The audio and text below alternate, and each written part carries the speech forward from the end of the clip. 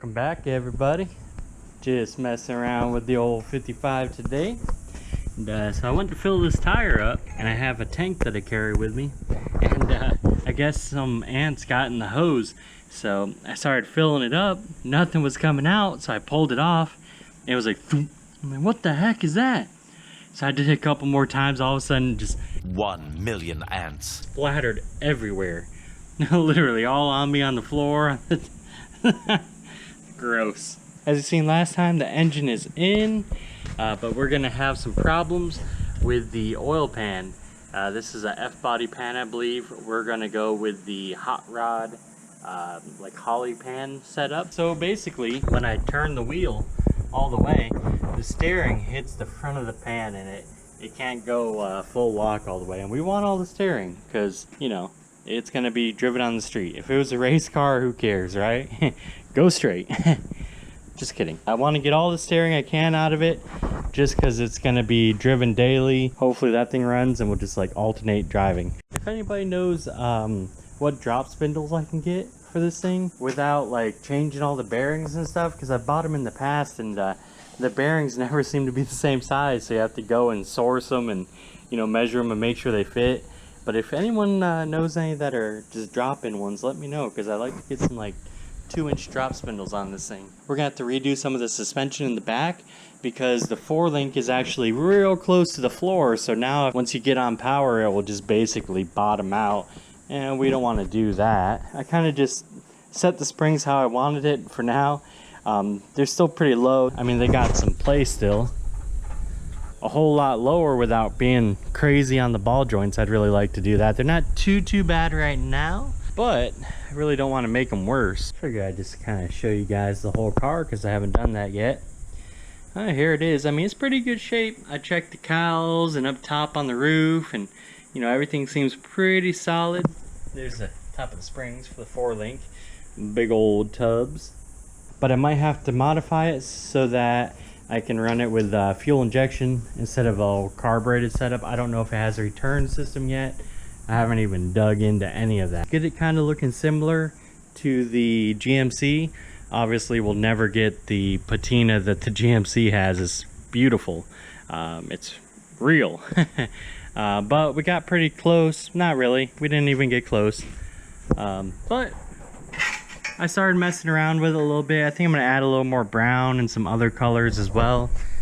And I got some flatting agent for the clear. Hopefully it looks okay when it's done. I do have to switch out some interior, because boy, it is yellow. So the door panels should be nice and easy. You know, the back filler panel as well. And there.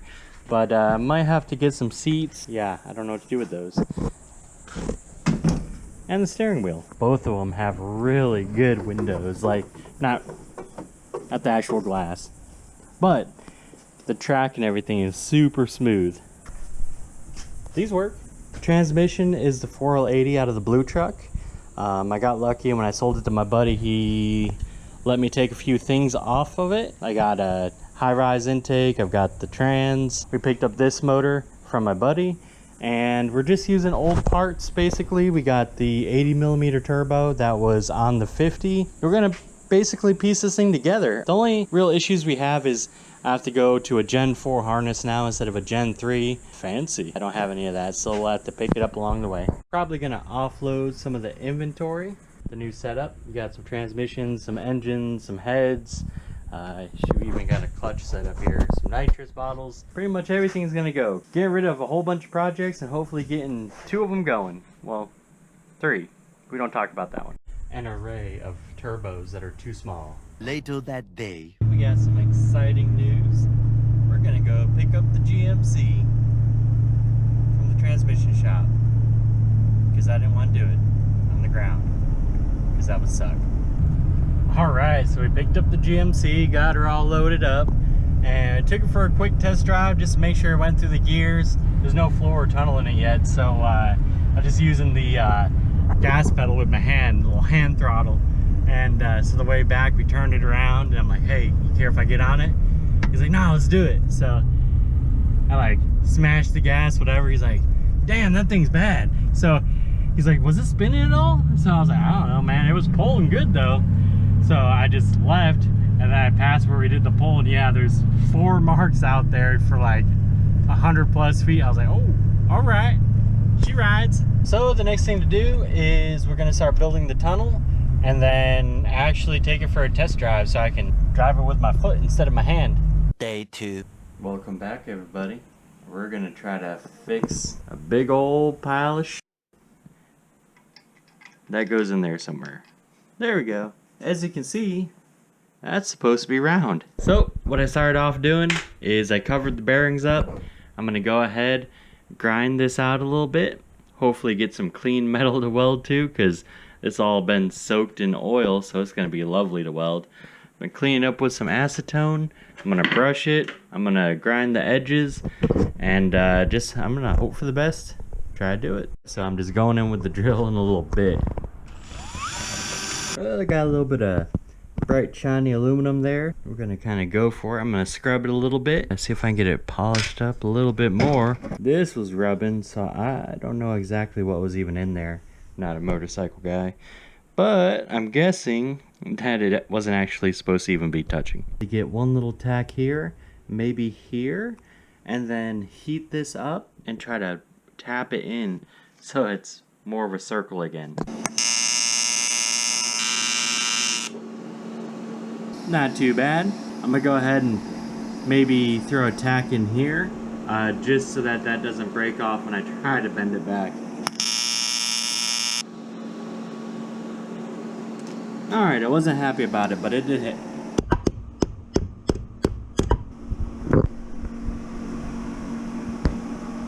It's closer. Just noticed there's a crack there. I don't know if this thing's supposed to hold fluid or not, but if it does, it's gonna get tricky. I ended up breaking the piece off just trying to tap it a little more. And there's a bunch of oil in there, so I might as well clean that up too. And maybe I'll tack up a little bit better next time. I got it tacked back into place. It's closer than it was originally. I'm gonna try to get the other piece back in there. There it is. Well, hopefully it fits still. Ooh, yeah. Get that tacked up, maybe get it tacked here, and then start tapping it again, and hopefully it sticks a little better this time. I got a little weld here and there. I got it welded up on the back side. I'm gonna go ahead, finish up welding this, and then I will grind it all down. There's another crack right there, so I'll have to figure that out. This kind of sticks up a little bit, which is okay, because I'll go ahead and try to flatten it out a little bit, and we'll go from there. Alright, so the camera died a couple times. We're gonna try to power through this and see what happens.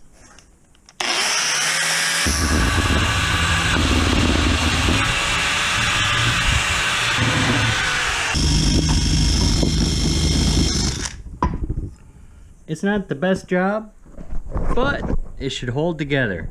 I don't think anything rubs this, or I don't think anything's supposed to rub this. And it's back kind of to a circle again. The guy did say the gears do come out a little bit more on the bottom compared to the top. I'm gonna leave this weld here, and hopefully that the gears can go by it and everything fits. I think that's good enough, and that's pretty flat. I'm gonna say we call this done, and hopefully it doesn't, hopefully it does what it's supposed to do.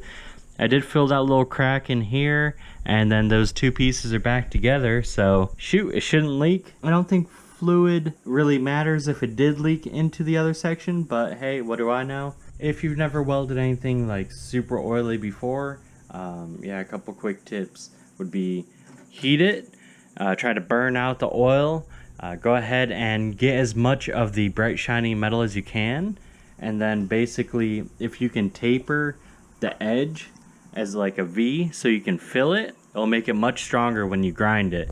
And also I did leave the weld here because I ground this all the way flush. Hopefully the gears can go in there to keep the strength, can go past the weld. Well, that's all for this time, and hope you guys enjoyed. 3 hours later. Well, we got the GMC back to Andrew's house. We ripped the bumper off, welded it back on. Then I took it for a little test drive. Did okay. So I mounted the gas pedal with a pair of vice grips for now. It's good enough. It works. So we can test drive it. Also, I threw the bolt in the bottom of the steering because we switched the steering around so that the wheel would face the right direction. And I'm just going to go ahead and throw a couple 10 millimeters in the bracket that I made, just to kind of stiffen it up. It stays how it is, but it's a little stiffer, so here we go. The fun part about this is going to be building the firewall, because there's not a lot of room. Hopefully I can get that to tighten up. Kind of hard doing it by myself. That's what she said. Here we go. Oh, there's one. The other one looked like it was just spinning. Come on now. Hey. There's one. Yep. Gonna have to find something to hold that side, I guess. Well, I ended up throwing a wrench on it on the outside and hitting it from the inside. And I got her all buttoned down. I think I'm gonna go ahead and take a zip tie or something and get this up out of the way. I'm not gonna hook it up for now because it's been about 90 degrees for the last 3 months. Not too concerned where it sits for now, but one less thing to fall down and get caught in steering or exhaust or something like that is a good thing. I was starting it, shutting it off a while back, and I thought my wire went out because it was all cracked up near the bottom for the starter, for the solenoid. So I started replacing it, and then I got up here and I was like, you know what? Let me test it and make sure, you know, make sure that the wire is actually bad. So I ended up trying it, didn't work. So then I was like, oh man, well the transmission's messed up. Maybe it's the neutral safety in it. Well, it turned out that nothing was wrong with the neutral safety, still doesn't work. So I'm gonna end up having to rewire the trigger wire for the starter. I need to get some fans up on this thing. I just took it down the road and gave it hell a little bit, and well, it didn't overheat or nothing, stayed right where it should be. But fans are definitely a good idea for stop and go traffic and all that. You know, when I'm driving and air can go through everything, it keeps it cool, but you know, we don't want to overheat a diesel, that's for sure. We end up blowing a head gasket or something, we just throw this whole truck out. That's it, I'm done. Let's say we take her for a spin and see how she does with the steering all tightened up like it should be.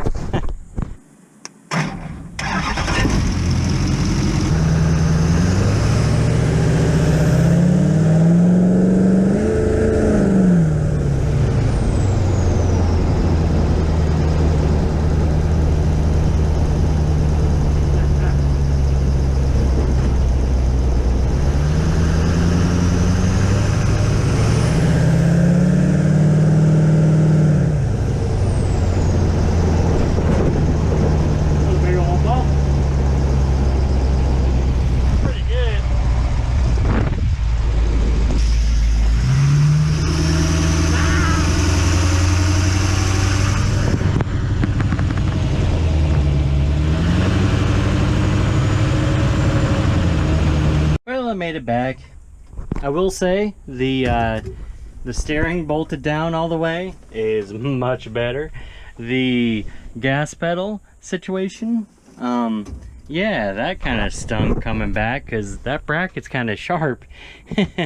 Anyways, I made it. I'm gonna let her cool down a little bit. It was getting up just a tad over where my other truck usually runs, like just barely, and I was like, yep, that's enough. I'm not trying to get her too hot. So I guess the next thing we're gonna do is start on the tunnel. But I figured, you know, it'd be fun to take it for a little test drive. It did pretty good, I'm not gonna lie. The second person to like kind of smash the gas with the camera, because like it just moves, it just falls over as soon as I hit the gas. So, but it does pretty good. It gets up to 50-60 miles an hour like that, like probably much faster than my other truck.